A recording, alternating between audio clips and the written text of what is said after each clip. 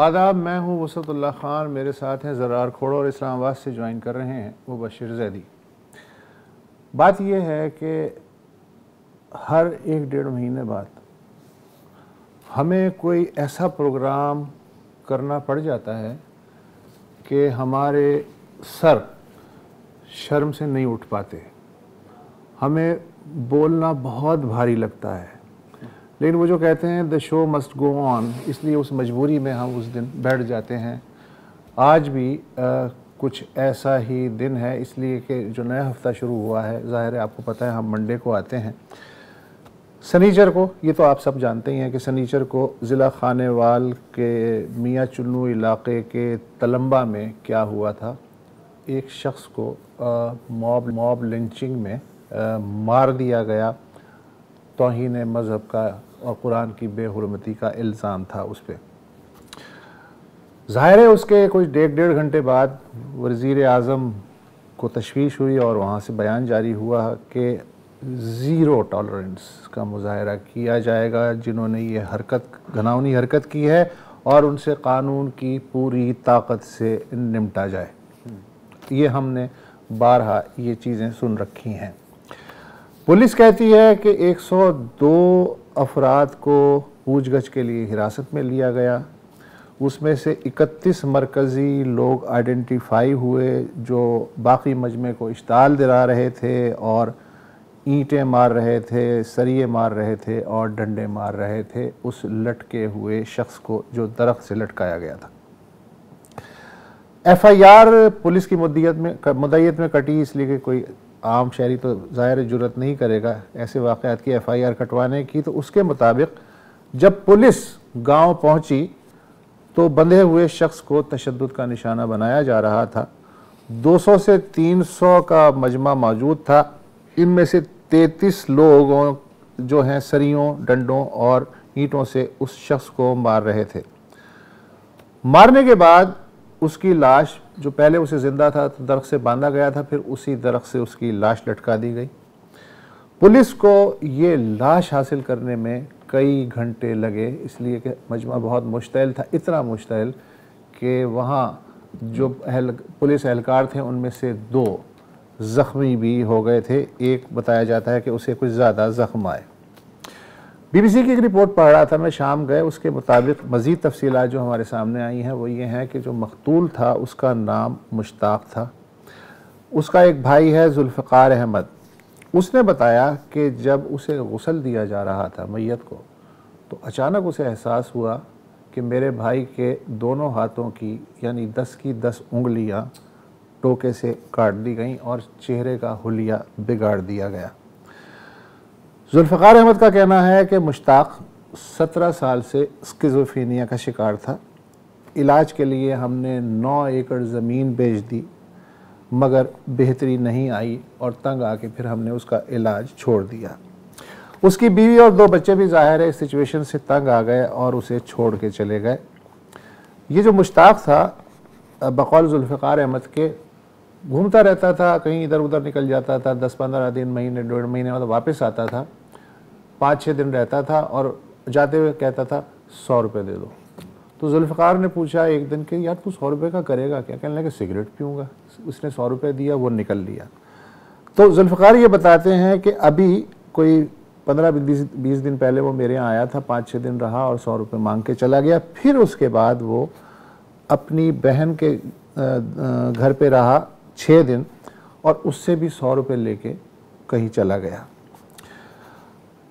پھر کیا ہوا کہ جس گاؤں میں اس کی ہلاکت کا واقعہ پیش آیا اس میں کچھ لوگوں نے کہا ہے کہ وہ اس دن یعنی مشتاق یہاں بھی بھیک مانگ رہا تھا کہ اچانک وہ مجمع کے ہتھے چڑھ گیا۔ مشتاق کی والدہ، پہلے انہیں سن لیں۔ مشتاق میرا بیٹا تھا اور میں اس کی امی 38 سال ہو گیا اور اس کے 3 بچے ہیں، اس کا کون والی وارث بنے گا؟ میرے کو انصاف چاہیے، بے گناہ میرا بچہ مارے گئے۔ جس گاؤں میں مشتاق کو مارا گیا اس میں ایک مسجد ہے، وہاں ایک قرآن پڑھاتے ہیں ٹیچر، ان سے بھی میڈیا نے بات کی اور انہوں نے بتایا کہ ہم نے بہت کوشش کی اسے بچانے کی لیکن کامیاب نہیں ہو سکے۔ میں بھی آ گیا تو ایس ایچ او صاحب بھی آ گئے، اسی اندر وڑ کے تو اس محفوظ کیتا ہے، کمرے دے وچ تالا لایا وہی حفاظت واسطے، مین دروازہ اپنی مسجد دا اس نو اندروں کنڈے لا کے بندے کھڑے کر دیتے ہیں۔ جس ویلے میں پہنچیا اس ویلے 101 بندہ باہر جمع ہے تے اس تو بعد ہزاراں دی تعداد دے لوگ پہنچ گئے تے نعرہ تکبیر تے نعرے مرندے انہاں تکے مارن، دروازہ ترٹ گیا مسجد دا تے اندر وڑ کے اندروں اگلا تالا بھی ترٹ گیا تے اندروں بندہ انہاں ساڈے کول ایسے جو صاحب بھی ویدا رہ گیا، میں ہی ویدا رہ گیا، پولیس دے اور اہلکاری 2-4 کھلے انہاں کٹ کے تے بجا کے باہر لا کے مار چھڈیا نے کوٹ کٹ کے۔ یعنی مجمع نے مسجد کا دروازہ توڑ کے اس شخص کو باہر نکالا۔ مبشر، یہ تفصیلات تو میرے پاس تھیں، اس کے علاوہ کوئی اضافی تفصیلات آپ کے پاس ہوں تو آپ شیئر کر سکتے ہیں۔ جی وسطی صاحب، مختصراً یہ جو مسجد ہے شاہ محمد مقیم مسجد ہے اور یہ قتل بھی مسجد کے احاطے میں ہوا۔ دوسرا یہ کہ پولیس جب آئی، پہلے ایک ایس ایچ او آئے 4 اہلکاروں کے ساتھ اور انہوں نے جیسے یہ بتا رہے کہ کمرے میں بند کیا، اس کے بعد ایک اور ایس ایچ او جو ہیں ان کو بھی بلایا گیا، وہ بھی نفری لے کر کے پہنچے، تو ٹوٹل 10 لوگ تھے۔ اس کے بعد جب مسجد سے اعلان شروع ہو گیا، پولیس نے کہا کہ ہم نے منع کیا لیکن وہاں سے اعلان شروع ہو گیا، لوگ جمع ہونے شروع ہوئے، تو انہوں نے ڈی پی او کو کال کی کہ ہم سے کنٹرول نہیں ہے ہو رہی ہے صورتحال، آپ پہنچے۔ یہ 7 بجے کا واقعہ ہے۔ جو ڈی پی او پہنچے ہیں وہ 8:15 بجے وہاں پہنچے نفری لے کر کے، بائی دیٹ ٹائم جو ہے یہ اس شخص کو مار دیا گیا تھا۔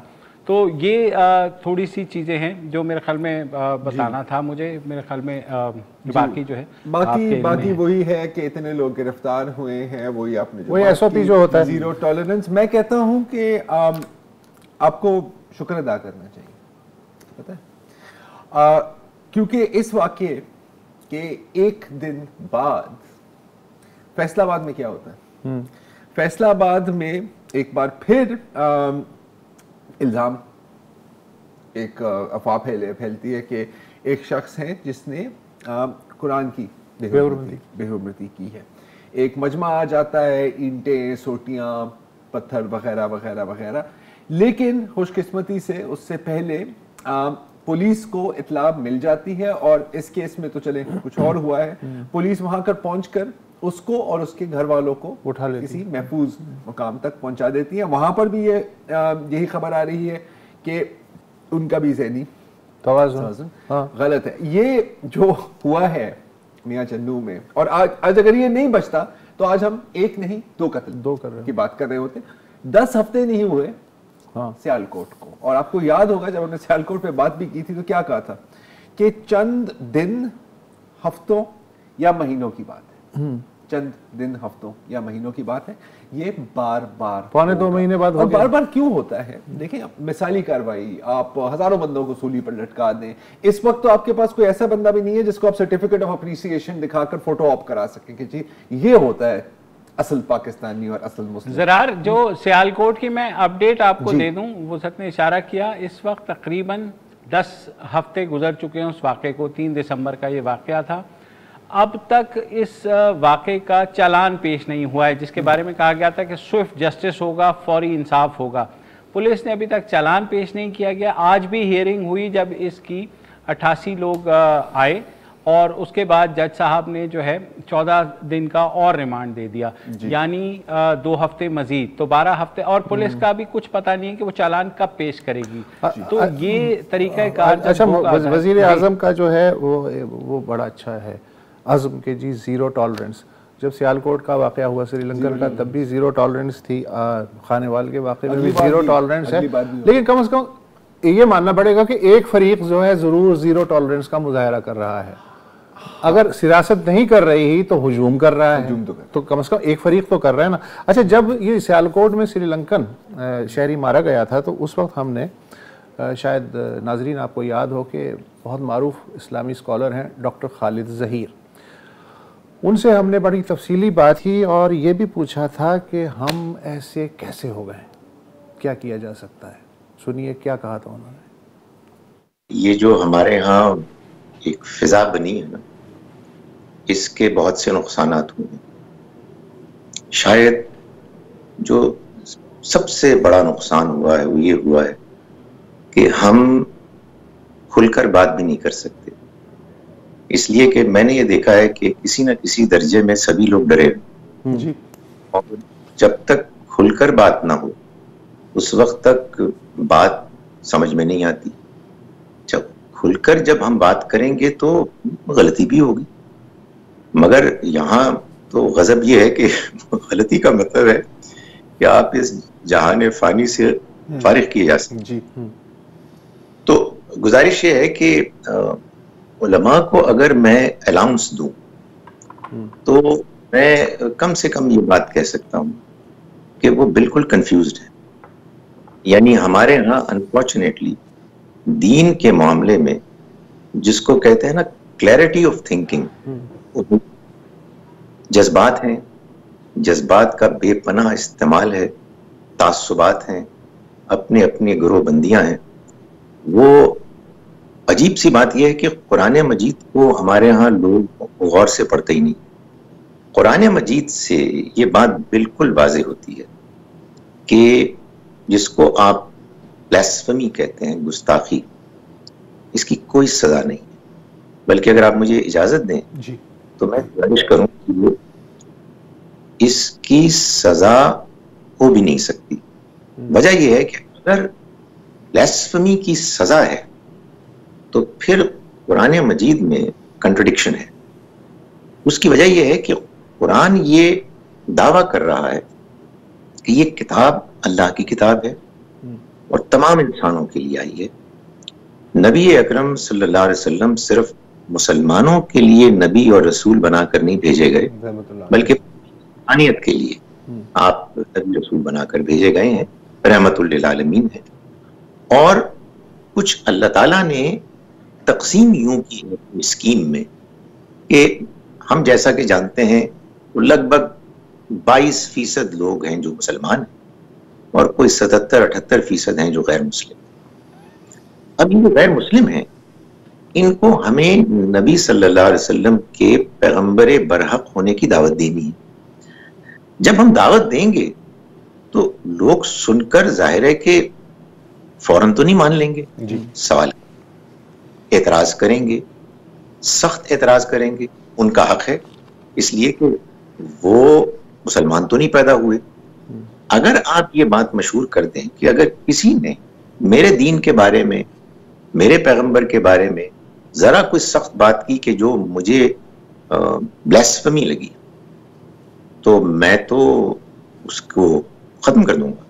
तो फिर आप गोया के अल्लाह के दीन की दावत के रास्ते में एक इतनी बड़ी दीवार खड़ी कर रहे हैं कि जिसके बाद कोई कम्युनिकेशन मुमकिन नहीं। अगर गुस्ताखी की सजा मौत होती तो फिर ये तो नहीं हो सकता था ना कि कुरान मजीद मदीना मुनव्वरा में नाजिल होने वाली आयात में गुस्ताखी का जिक्र तो करता लेकिन उस पे कोई सजा ना सुनाता।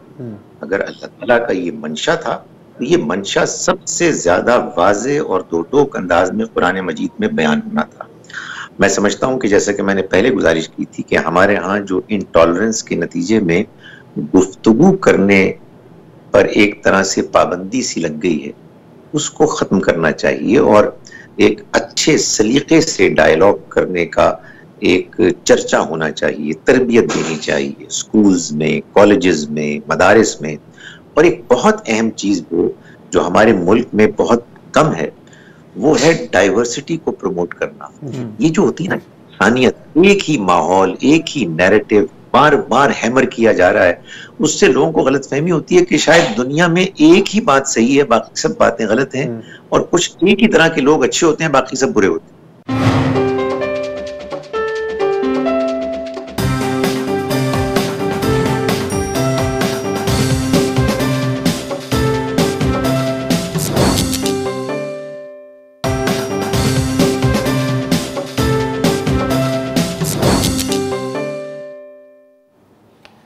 अभी आप डॉक्टर खालिद ज़हीर साहब की बातें सुन रहे थे और मुझे लगता है क्या यकीन है कि जब भी ऐसा कोई वाक़या होगा तो शायद हमें यही क्लिप बार बार चलानी पड़े, क्योंकि अगेन कुछ दिनों, हफ्तों या महीनों की ही बात है और इस तरह के वाक़ये होंगे, दोबारा होते रहेंगे, नहीं रुकेंगे।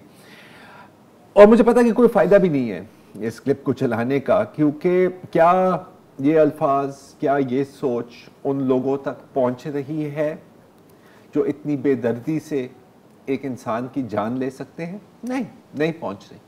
अगर पहुंचे तो क्या उनको समझ भी आएगी, या फिर ऐसी बात करने वाले उनके अगले निशाने बन जाएंगे? समझ आएगी का सवाल है, उसका जवाब है नहीं। और जो दूसरा सवाल है कि क्या ये बात करने वाले ही निशाने बन जाएंगे, उसका जवाब है हाँ। और यही हमारी फिजा है।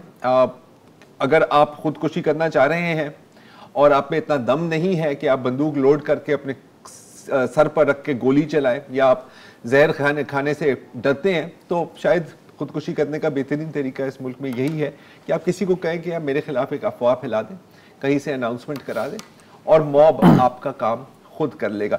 लेकिन मॉब को इन बातों का कोई फर्क नहीं पड़ता। आप उनको दीन के बारे में सिखाएं, आप उनको इंसानियत के बारे में सिखाएं, कोई फर्क नहीं पड़ता। क्यों? सुने ताहिर अशरफी साहब की बात। ये देखो जरा जाके श्रीलंका में के जो वाकये में मुलव्विस नौजवान है, उनके घरों का हाल तो देखो। जब हमने उनका मजहबी प्रोफाइलिंग की कि ये कितना के मजहब को जानने वाले हैं, उनको नमाज भी नहीं आती, और यही हाल यहां भी होगा। ये जिन्होंने कल इस गरीब को कत्ल किया है, वो उनका भी हाल यही है। उनका भी हाल यकीनन यही है। मैंने कल ही सोशल मीडिया पर एक पोस्ट पढ़ी, मैं शेयर करना चाह रहा हूँ, क्योंकि ये आपको एक खूबसूरत पिक्चर दे देगी कि हमारे माशरे का हाल इस वक्त क्या है। स्पीकर पर ऐलान हुआ कि फलाने शख्स ने तौहीन रिसालत कर दी है, इसे जहन्नम वासिल करने के लिए फौरन पहुंचो। ये सुनते ही दूध में मिलावट करने वाला भोला गुज्जर, मिर्चों में पिसी हुई ईंटें डालने वाला इल्मुद्दीन पंसारी, साहब को रिश्वत पहुंचाने वाला बाबू चपड़ासी, सारी रात फहुश फिल्में देखकर अभी अभी सोने वाला नौजवान स्वीटी प्रिंस, खोते के गोश्त बेचने वाला माछा कसाई, बगैर कोई सबूत मांगे गुस्ताख को जहन्नम वसील करने दौड़ पड़े। यह है आपकी हकीकत। कोई जीरो टॉलरेंस नहीं है। इनफैक्ट बिल्कुल जैसे आपने कहा वसत, अगर जीरो टॉलरेंस है तो वो है मॉब में, हजारों को फांसी पर लटका दें। अच्छा, वैसे तो ये सिलसिला जो है ज़ाहिर है ज़िया दौर से शुरू हुआ इस तरह से, लेकिन एमनेस्टी इंटरनेशनल की जो रिपोर्ट है उन्होंने कहा कि 1994 से अब तक तौहीन मज़हब के सिलसिले में पाकिस्तान में 60 से ज़ायद अफराद जो हैं वो हलाक किए जा चुके हैं अक्सरियत। अच्छा, अगर मैं 94 से हिसाब लगाऊं तो कौन कौन लोग हैं जिन्होंने कहा था कि ज़ीरो टॉलरेंस है 94 से आज तक? 8 वज़राए आज़म गुजर चुके हैं बशमूल इमरान खान मौजूदा।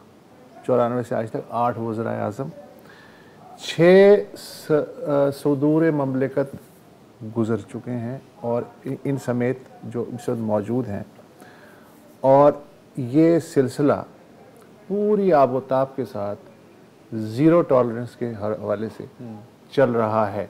शुक्र करें कि ज़ीरो टॉलरेंस थी, अगर ना होती, ज़ीरो से ज़्यादा होती तो फिर आप सोच सकते थे कि क्या हो गया होता।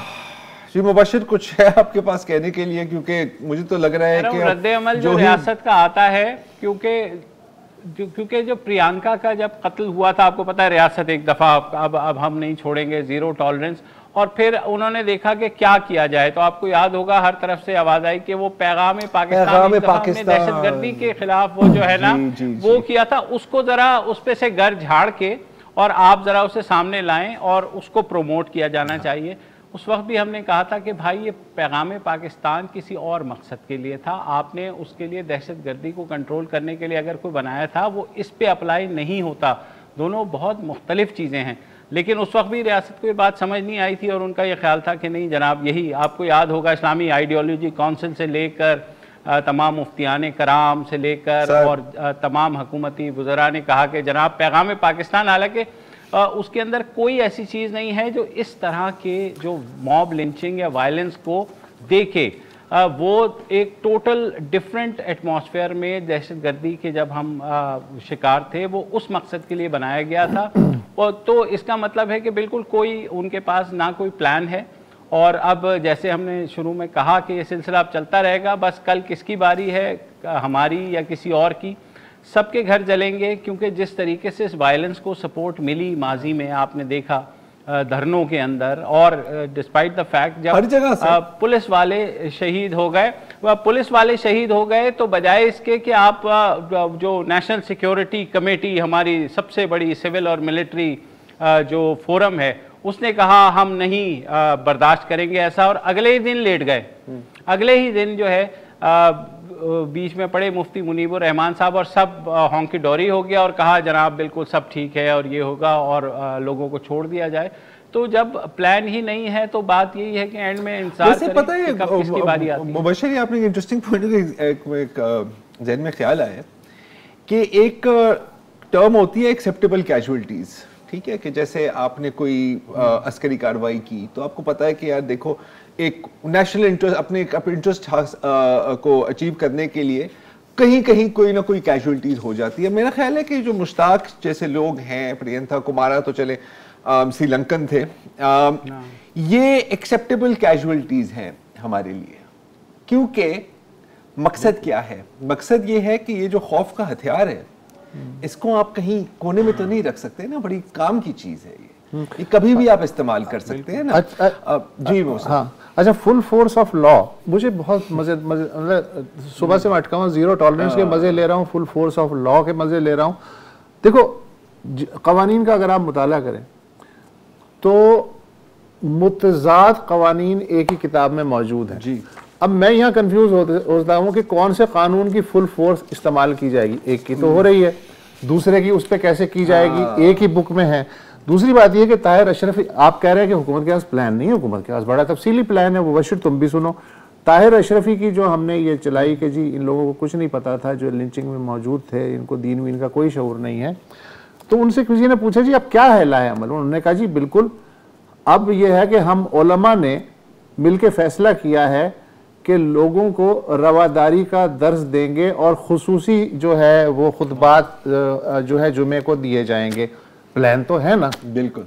अब इसके साथ पैगाम पाकिस्तान जोड़ दे तो मसला बिल्कुल तो उससे यह है कि मामला हल हो जाएंगे शायद गालिबन। वक्फा ले लें।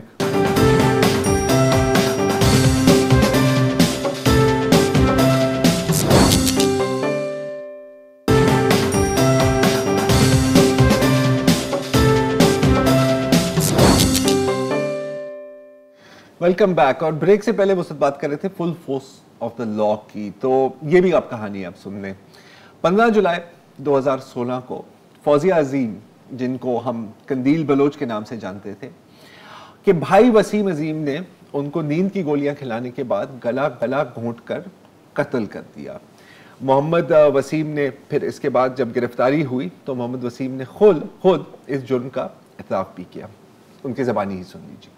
वसीम का मसला ये था कि वसीम एक मोबाइल की दुकान चलाता था और वहाँ पर उसका कहना है कि लोग आते थे और कहते थे कि जो अपनी मेरी कंदील बलोच उनकी बहन थी, उनकी तस्वीरें दिखाकर उसको छेड़ते थे, मजाक उड़ाते थे। और ये उससे ज़ाहिर बर्दाश्त नहीं हुआ और उसने कहा कि हमने गैरत के नाम पर कत्ल किया और मुझे फ़ख्र है और लोग मुझे अच्छी तरह याद करेंगे इस कत्ल के बाद। ये जो मोबाइल दुकान थी, इसको खोलने के लिए पैसे भी जो थे वो कंदील बलोच नहीं देते और बल्कि कंदील बलोच ही अपने वालिदैन के घर का चूल्हा भी चलाती थी। शायद यही वजह है कि कत्ल के एक दम बाद जब कंदील बलोच के वालिद साहब से बात हुई तो उन्होंने कहा कि जी इनके जितने भी कातिल हैं मैं चाहता हूं कि इनको सजाए मौत मिले।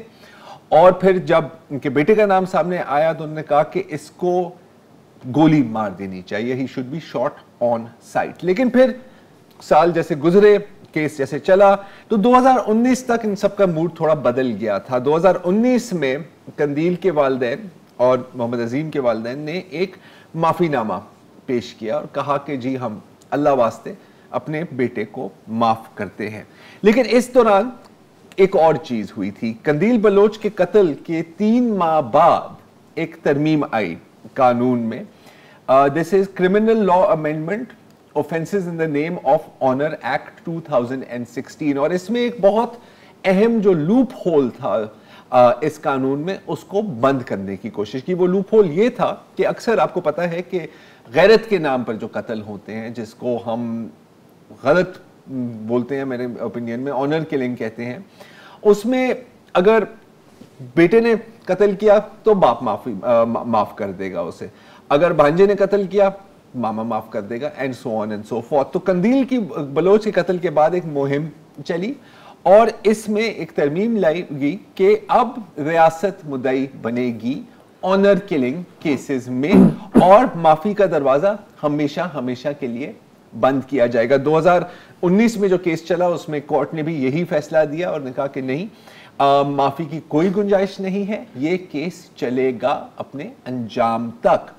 लेकिन आज 2022 में हमें ये खबर मिलती है कि लाहौर हाई कोर्ट में, आज की बात ही है, ने मोहम्मद वसीम को रिहा कर दिया है, बरी कर दिया है, इसलिए कि उनकी वालदा ने उनको अल्लाह के नाम पर माफ कर दिया था। तो जो चीज 2019 में कबूल नहीं थी वो अब 2022 में कबूल है। अभी तक शॉर्ट ऑर्डर इसका नहीं आया, तफसीली जो फैसला है इसका नहीं आया, लेकिन हमें समझ नहीं आ रही कि ये हुआ कैसे है जब ये कानून मौजूद है। अब जाहिर है कि हम इसको शायद नहीं समझ सकते, तो आज हमने दावत दी है एडवोकेट आमना उस्मान को। आमना साहिबा, thank you very much for joining us. अगर आप थोड़ा सा हमें समझा सकें, क्योंकि मेरा ख्याल हम सबका यही ख्याल था कि 2016 की तरमीम के बाद 19 की नहीं, तरमीम 2016 में आई, अच्छा। केस 2019 में डिसाइड हुआ था। 2016 की तरमीम के बाद ये दरवाजा हमेशा हमेशा के लिए बंद हो गया है, तो आज ये क्या हुआ है? अस्सलाम वालेकुम जी, thank you very much for having me on the show. देखिए, मेरी जो अंडरस्टैंडिंग थी इस कानून के हवाले से, या मेरी जो रीडिंग है इसके कानून के हवाले से, इंटरप्रिटेशन कह लें, उसके तहत ये दरवाज़ा बंद नहीं हुआ था। अब मैं उसकी आपको वजाहत दे देती हूँ। देखिए, ये जो ऑफेंस था जिसके तहत वसीम को ट्राई किया जा रहा था कंदील बलोच के मर्डर के लिए, वो ऑफेंस है सेक्शन 302 पीपीसी, जो कि पनिशेबल है। दो तरह की सजाएं इसमें कानून के तहत बताई गई हैं। एक कहलाती है किसास और एक कहलाती है ताजीर। किसास का मतलब जैसे हम समझते हैं एन आई फॉर एन आई, कि किसी ने मर्डर किया है तो उसकी भी पनिशमेंट डेथ से होनी चाहिए। ताजीर का मतलब है कि एनी अदर पनिशमेंट जो कि किसास से बाहर हो, और वो ताजीर क्योंकि पाकिस्तान पीनल कोड का पूरा एक कानून है, तो उसके तहत जो और पनिशमेंट्स का प्रोविजंस दिए गए हैं, ताजीर के अंडर वो वाली पनिशमेंट्स फॉल करती हैं जिसमें इम्प्रिजनमेंट फॉर लाइफ। सॉरी आमना, आपकी मैं बात काट रहा हूँ, लेकिन यहाँ पर तो कोई पनिशमेंट नहीं हुई ना, इनको तो यहाँ पर बरी कर दिया है। तो मैं तो ये समझने की कोशिश कर रहा हूँ, बल्कि हम सब समझने की कोशिश कर रहे हैं कि ये कैसे हो गया। जी बिल्कुल, मैं वो बता रही हूँ, इंटरप्रिटेशन जो कानून की इंटरप्रिटेशन है वो क्या है।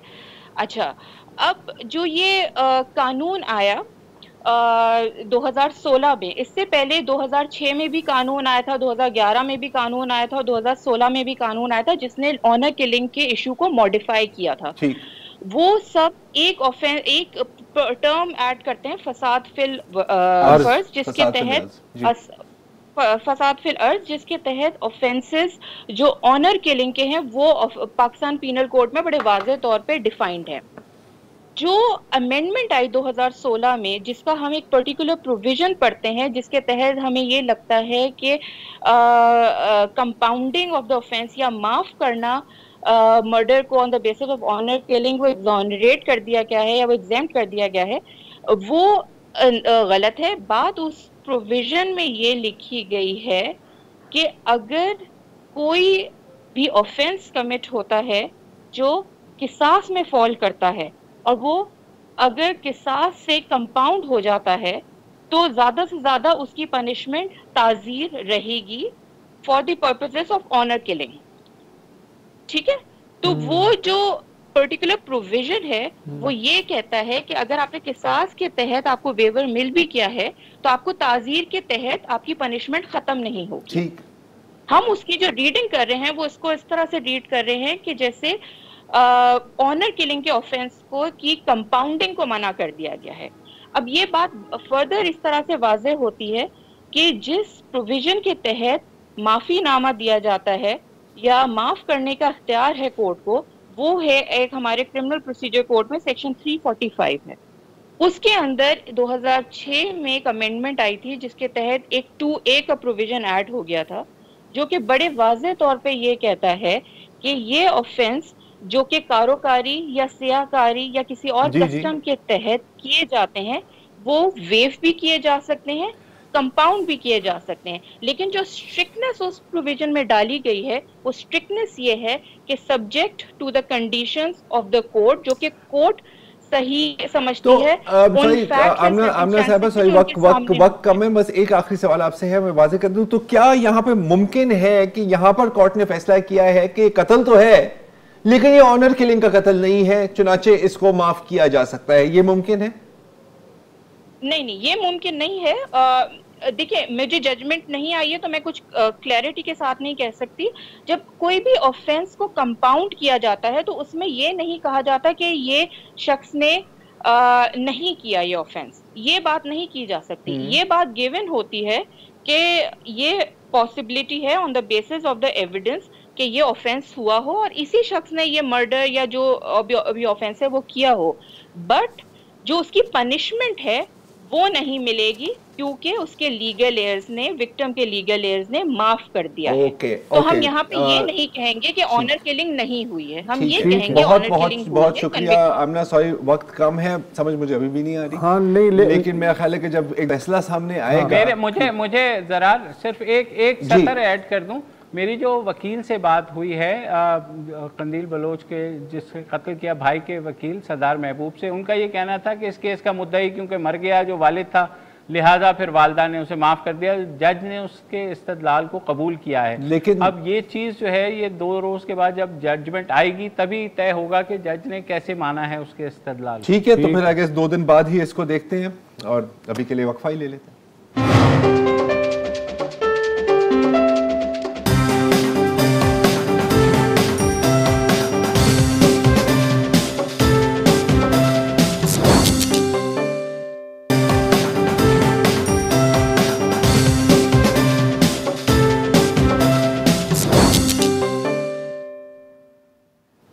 Welcome back. और एक खबर जो कि कौमी मीडिया के नज़रों से ओझल है उस पर सिंधी मीडिया में रिपोर्टिंग हो रही है।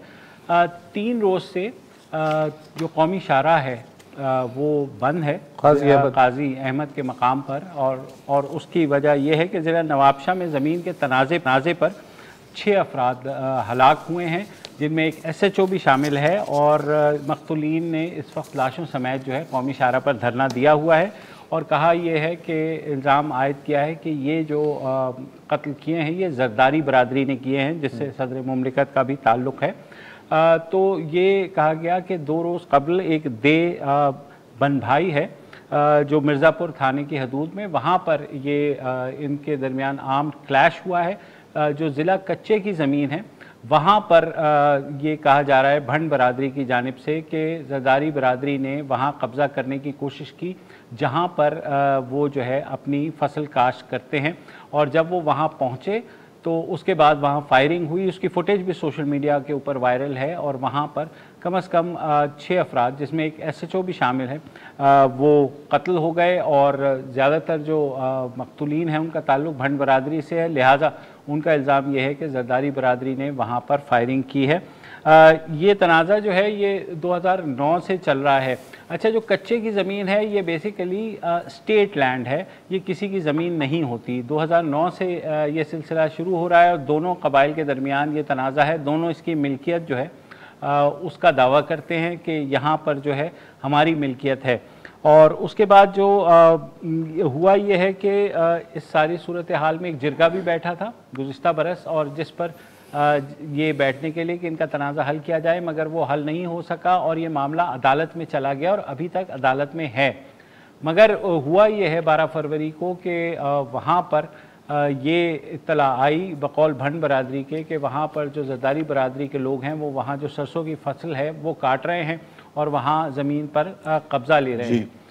اس ساری صورتحال میں سندھ حکومت نے اب تک وہی کیا جو ہمیشہ کرتی آئی ہے کہ نوٹس لے لیا ہے اور انکوائری بٹھا لی ہے, مگر ابھی تک 30 دن ہو چکے ہیں اور وہاں کوئی حکومتی جو ہے اچھا یہ جو ہے اس میں جو ہے ایک اور چیز بھی ہے کہ اب یہ سوال پیدا ہوتا ہے کہ 3 دن ہو چکے ہیں, کیا ایف آئی آر کٹی یا نہیں؟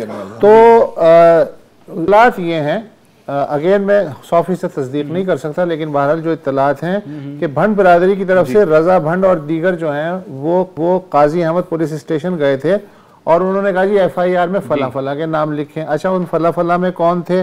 بالکل کوئی محسن زرداری صاحب ہیں, عابد زرداری ہیں, اور ایم پی ہیں ٹھٹا کے علی حسن زرداری کہ جی ان کے نام بھی شامل کریں.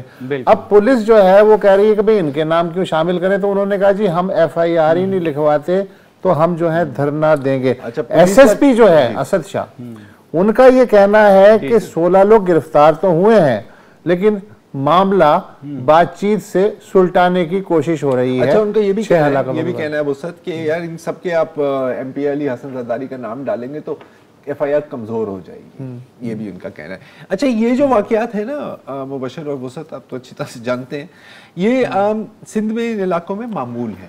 یہ ابھی ہم کیوں بات کر رہے ہیں, یہ خبر کیوں بنی ہے, انفیکٹ خبر کہاں بنی ہے, کہاں اس کی کمی رپورٹنگ ہو رہی ہے, کیونکہ ایک تو 6 لوگ قتل ہوئے ہیں اور دوسرا جو اصل وجہ ہے وہ ہے کہ شرائع کو بند کر دیا ہے آپ نے.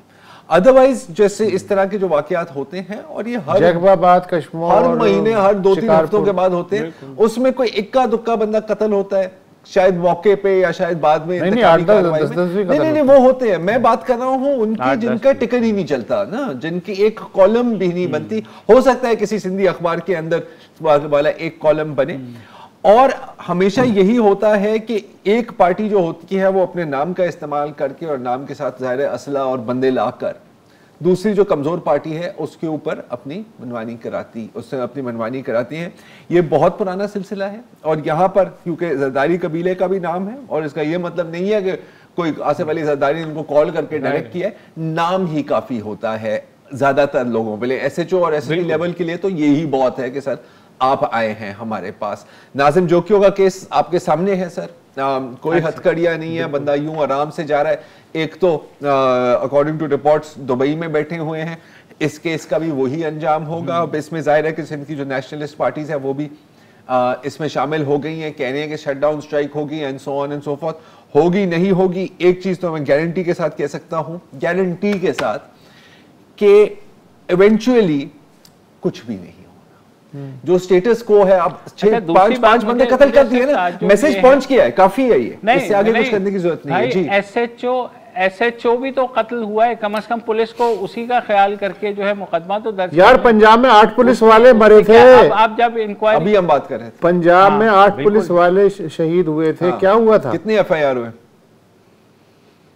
ایف آئی آر تو تھی, وہ تو واپس لے لی گئی نا. چلے یہاں پہ بھی ہو جائے, وہی یہاں پر بھی ہوگا, یہاں پر بھی ہو جائے, یہاں پر تو ایف آئی آر ہوگی تو واپس ہوگی نا. تو مسئلہ یہ ہے کہ اب ظاہر اپوزیشن رہنما جو ہیں اور جو قوم پرست رہنما ہے وہ وہاں جا رہے ہیں, موقع مل گیا. دیکھو یار یہ تو بڑی پوزیٹیو بات ہے نا, یہ تو بڑی پوزیٹیو بات ہے, یہ بڑی پوزیٹیو بات ہے آپ نے کی ہے. بیکاز پنجاب میں ایف آئی آر ہوئی, وہ واپس گئی, انہوں نے کہا کہ خدمت میں سب سے آگے.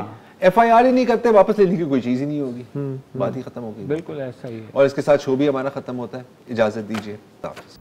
السلام علیکم. اگر آپ کو ہمارے شو پسند آیا ہے تو پلیز ہمارے یوٹیوب چینل کو سبسکرائب کریں, اور اگر مناسب سمجھے تو اس ویڈیو کو لائک بھی کر لیں, تو کوئی حرج نہیں ہے, اور شیئر بھی کر لیں اور کمنٹ بھی کر دیں, ورنہ وہ سب ایسے ہی لکھتے رہیں. اور یہ جو دونوں کہہ رہے ہیں یہ کر لیں جی پلیز, نہیں تو ہمیں بھی گھر جانا ہے, میں آپ کے کمپیوٹر میں نہیں رہنا 24 گھنٹے. صحیح بات.